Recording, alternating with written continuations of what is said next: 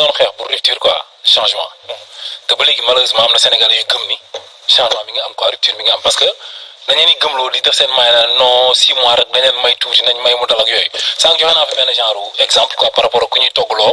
mu war a togg ceebu jën mun dugg boole ci xal ak mango ñu ne ko dindi xal ak mango ñu bëgg lan wax c'est-à-dire juste pour expliquer Sénégalais yi comprendre quoi mais man ñun Abdoulaye Wade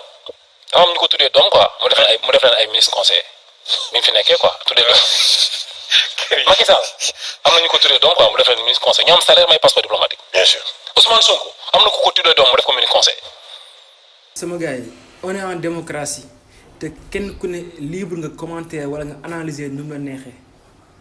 mais tey jii bu fekkee ngay def bay analyser dafa war nekk loo xamante si bi ay analyse yu am objectif la nekk c'est-à-dire nga bàyyi ko si ay arguments yu solide teg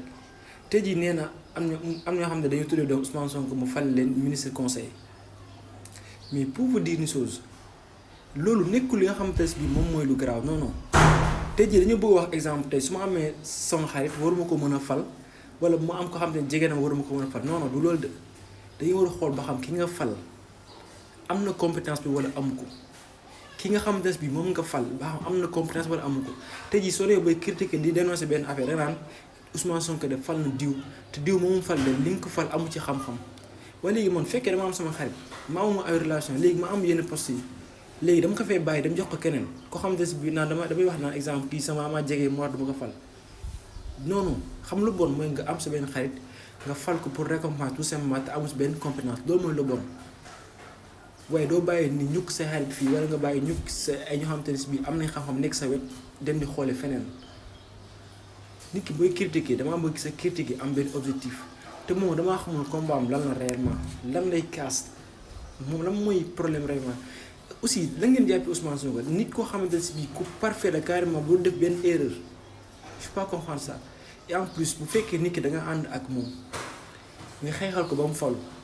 li nga xam te moo war nekk sa combat mooy yow soo gisee loo xam rëq-rëq la nga fexe approché leen wax ak ñoom ni leen doxalin bi ak doxalin bii nii ça ne passe pas mais da ngay nekk ci réseaux sociaux à chaque fois di tirer di wax lu baax lu ñu def doo ko mës a dénoncer. kon en rupture am ñoo xam ni doom lañ ko tuddee doom. comme Sénégal ndaw tal rek ci c'est-à-dire en réalité non dañuy waxtaan quoi dama lay wax man may wax gis nga man may wax yàlla rek moo tax may wax bien sûr les gens vont dire non da nga contre wala da nga affaire ñun dañu am loo xam ne man dama ko gëm man dama gëm ni Sénégal li koy changé beneen affaire la mais du xaaruñu woon lii quoi je veux dire ñun xaaruñu woon loolu tey bu ñu ñëwee primature wala présidence ñuy nommé ni nga gis nomination yi nii c'est juste parce que def nañ ay liste am ay jeunes yoo xam ne dañoo frustré mer nañ ñu neexal leen ko neexal la rek en fait li fi nekk dafa am mais amul loolu xam nañ ko te yaakaaroon naa ne bi ñuy jug di wax idéologie ay don de soi bi pour patrie bi ñuy jug di wax nga xam ne yow da ngay pare pour xeex pour jël sa xaalis def ko si xeex pour le Sénégal kese def li ngay def te yàlla rek a tax pour man ay nit lañ doon defar quoi yu comprendre ni bu ñu leen nominé ñoo xam ne c'est pas important d'être quoi que ce soit li am. moom aussi tamit mu ngi jàpp que ni nomination yi nga xamante ni moom lañ def daa jàpp nañ ko def pour récompense parce que dafa am ñoo xam dañoo frustré ou pas. je veux dire une chose tey jii nii bu fekkee dëgg rek ngay wax wala dëgg rek ngay waxal te yàlla rek tax ngay wax war nga xam bu baax a baax que ni di nga Pastef li ñu defee seen investiture bi si législative dañoo wàcc ba si base yi def appel à candidature fu ne def ñu demandé fa ay nit kenn ku ne dépose sa candidature bu foofu bu d'accord ñu valider loolu bu fekkee d'accord ñu yéegal si kaw daa koy tranché bu ko defee leader yi mag yi daal di wax ni ñi lañ retenir ñeen nangam. donc loolu moo si am te benn affaire am na Ousmane Sonko nekk koo xamante ne bii mën na contrôler li nga xamante ne mooy parti bi lépp ba kenn ku ne ba ñii du nii la ñuy mer wala ñii duñ mer si nga nit ki kenn ku ne ak la dugal ci politique. Pastef nekkul ni képp ku bokk Pastef rek c'est-à-dire nit ku baax nga ou pas am ñoo xamante ne bii dañ fay dugg parce que intérêt moo tax ñu dugg ci am ñoo xam ne dañ fay dugg parce que ay poste moo tax ñu dugg ci kenn ku ne ak sa objectif te loolu Ousmane Sonko mënu si dara don le choix pour la patrie noonu lañ koy waxee suñu ne me trompe pas. loolu dafa nekk loo xamante ne si bii engagement personnel la bu question ne Ousmane Sonko moo koy def si ou pas am ñoo xamante ne si bii dañoo bëgg réew mi te yàlla tax nekkul ni dara moo tax ñu koy def loolu nag mënoo ko contrôler bu fekkee nag yow mais nag kenn ku ne ak ni ngay analyser man du ma ko critiquer si analyse en plus de ça li nga xamante ne moom laa d'accord moom dafa jàpp ne à chaque fois su waxee moom moo am raison c'est la même chose tey jii nii kenn ku ne boo wax da ngay jàpp ne li ngay wax moom moo nekk dëgg par exemple moom mu ngi jàpp ni muy waxee noonu Ousmane Sonko war a doxalee. c'est la même chose man maa ngi wax jàpp ni li may wax noonu la mbiri war a demee keneen ak keneen kenn ku ne ak sa méthode ak lépp loo mën di def si àdduna da am ñu la critiquer ñu la wax leneen donc bu jàpp ni yow sa pensée boobu moom la nit ñi war a dem ou pas te aussi tamit essayer à chaque fois nga apporter ay solutions c'est mieux que essayer à chaque fois di critiquer foo toll soo gisee lii doxul da ngay ñëw nga apporter solution wax nangam. solo mooy yow nga participer ci liy développé dëkk bi bul xool lu dëkk bi di defal mais yow loo mën a defal dëkk bi loolu mooy c'était le discours d'Ousmane Sonko. mais man ce qui s'est passé entre temps man dafa mel ni pare bi daa am luy luxusaate quoi di changer gars yi non parce que non c'est vrai parce que man mënu ko am ci waa de même ay nit yoo xam ni ils sont là ils défendent koo xamante ne nii dañ koy défendre parce que dafa am luy ñuy gagné quoi ñoom si loolu te loolu dañ doon xeex ci Macky Sall moom lañ doon xeex ci Abdoulaye Wade kon Sénégal c'est un recommencement lay nekk ñun kon dañ doon dee di génne doomu jàmbur ñuy dee pour ñu dundaat liñ doon dund avant pour ñu dundaat loolu te li gën a bi gën a doy waar ñoom dañ cee boole leneen lu ci bokkul mooy maanaam kenn du ko fi waxee boo koy wax seen moom tey nga dee c'est que loolu mooy problème bi au fait mais pensée unique la xam nga période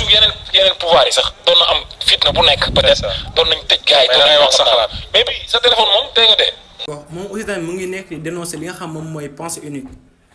pourtant moom même chose lay def aussi de parce que moom tamit mu ngi jàpp ni façon bi muy doxalee noonu la nit ñi war a doxalee à chaque fois dafa jàpp ni li nga xam moom lay xalaatee moom noonu la nit ñi war a xalaatee moom tamit mu ngi bañ pensée unique mais moom lay def aussi xam nga moo tax c'est facile nekk benn instant di critiquer li muy wax nekkul exemple man maa am raison ou bien moom moo am raison de mais damaa jàpp ne man pour que dëkk bi mën a avancer il faut que ñu jàppale ñi xam ñooy gouvernement bi fi nekk loolu moom mooy avancer li nga xamante ne bii moom mooy réew mi di Sénégal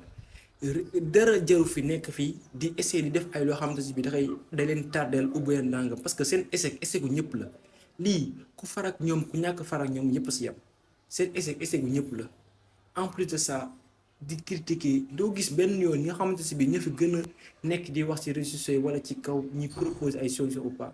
ça n'a pas de sens. essayer à chaque fois di comparer nan ñii duñu wax benn yoon que ni nangam ñoom ñu baax lañ de mais dañuy essayer à chaque fois di montrer que ni gouvernement bi ak ñi fiy nekkoon ñoo yam ko si dégg ñuy wax même chose la ñuy wax te loolu ça n'a pas de sens amul benn sens essayer leen ngeen apporter ay solutions ci ay questions majeures yu fi nekk mooy lan naka la ñuy def ba li nga xamante si bi moom mooy inondation yi dootul fii amati ay problème naka la ñuy def ba li nga xamante si bii moom mooy ne yenn pas la ñuy teg pour am li nga xam moom mooy souveraineté alimentaire naka la ñuy def ba njàng mi nga xamante si bii moom moo fi nekk ñu mën see changer système bi tout ça ay débat la yoo xamante si bii débat yu kawe la premier ministre récemment génnoon na fi def déclaration wax ci li nga xam moom mooy dette bi nga xamante ne Sénégal amee na ko loolu déjà moo war a nekk li nga xamante si bii moom la ñuy waxtaanee bu ne ay patriote nekkul rek ko ànd ak Ousmane Sonko mais nga xam ne dafa bëgg réewam te bëgg réew nekkul ak tout le temps da ngay nekk daan da ngay critiquer non non il faut essayer à chaque fois sa réew ba nekkee ci souffrance nga essayer apporter des solutions. menaces yi sa biir kër sa man damay gis benn message bu am solo boo xam ne ma koy wax danañ ko bàyyi xel bu baax man Karim maa koy wax. man je suis un activiste. man lanceur d'alerte la ma répété ko waat. bien sûr billahi lazi du ma noonu Ousmane Sonko. du ma noonu Macky Sall. bien sûr du ma noonu kenn amul noonu Sénégal. benn noonu laa am si àdduna seytaane la satan bi xeex na doomu aadama moom mooy sama noonu. bien sûr man li may def nii ma koy def pour Sénégal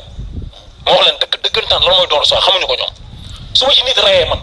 maanaam yomal xiyam yàlla na ko yàlla dem àjjana moom yàlla ba ko yàlla topp dara man baal naa ko man.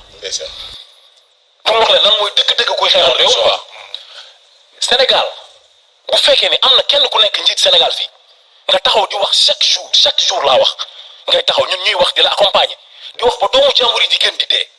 ñuy dem si seen yaay bi ñu xool ñuy rus di sëgg nga ñëw ñu ne la kii yow doon seetaan fii génn ñu dóor ko bal ñun dañoo am ay part de responsabilité si loolu. nekkuma kenn pour di ko jox ay conseils yu baax parce que am na yoonam ñun ñu am suñu yoon tout ça et nekkuma di wax pour défendre ki nga xam moom mooy Ousmane Sonko ou pas mais je vous le dis am na ñoo xamante si bi ñu ngi nekk di ko xeexal ci réseaux sociaux yi di wax ci moom di ko défendre sans pour autant ñu xaar dara ci moom sans pour autant sax ñu am na xam mosuñu xaar sax gis bët ak bët nii mais teewul ñu ngi koy défendre parce que dañoo bëgg seen réussite parce que seen réussite mooy nekk réussite ñëpp. donc ñi nga xamante si bi am nañ possibilité wu waxtaan ak ñoom wala waxtaan ko jëye ak ñoom boo leen amee ay suggestion waxtu leen ko ak ñoom mais pas que à chaque fois ngeen nekk ci plateau di tirer di wax que ni par exemple nekkul da ngay défendre nekk sur dëgg la mais da nga koy boo wéetee ak moom xam ne kii sa nit la te nangam da nga koy wax li nga xam moom mooy dëgg ni ko ah sa waaye de juum nga si lii juum nga si nangam mais léegi dañoo baaxoo bu nit ki defee dara automatiquement day nekk ci réseaux sociaux yi di xaste yi di saagante yi di xawante sutura kenn amul sutura léegi même sa copain sa waaye sax dangay gis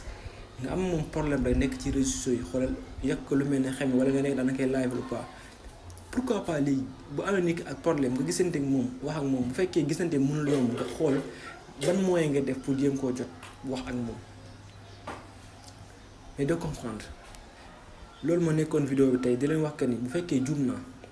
jàpp leen du sama tayef maa ngi jéggalu bu baax a baax bu fekkee wax naa loo xam lu ëpp la maa ngi jéggalu bu baax a baax aussi di wax ni sama pensée juste laa mu wax et maa ngi leen di sant bu baax di leen gërëm si ni ngeen ñuy toppee di leen wax que ni da leen abonné baax chaîne bi et merci beaucoup les amis c'est à moi merci.